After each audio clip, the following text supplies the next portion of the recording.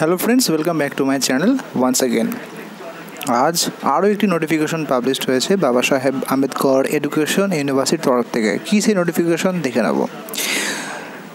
নোটিফিকেশনের যে সাবজেক্ট সেটি হলো গ্রেড কার্ড বা মার্কশিট ডিস্ট্রিবিউশন। কোন কোন সেশন এবং সেমিস্টারে দেখে নেব। বিএড ফার্স্ট সেমিস্টার 2022-24 যারা রয়েছেন, রিভিউ গ্রেড কার্ডস, এবং তার সঙ্গে BEd fourth semester review 2021-23 session.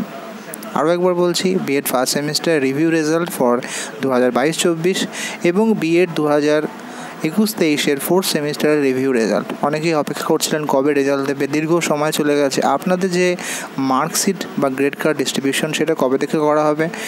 28 June থেকে 5 জুলাই পর্যন্ত করা হবে। তো 28 জুন থেকে তো অবশ্যই সেটা কলেজ অথরিটি সংগ্রহ করবেন। আপনারা 2-1 দিন পরে কলেজের সঙ্গে যোগাযোগ করবেন যে হ্যাঁ আমাদের কবে দেবেন। তো সেখান থেকে আপনাদের কলেজরা বলে দেবে যে হ্যাঁ অমুক দিনে দেবে। তো প্রথম দিনটা অ্যাভয়েড করবেন, 2-1 দিন পরে কলেজের সঙ্গে কন্ট্যাক্ট করবেন যে কবে দেবে।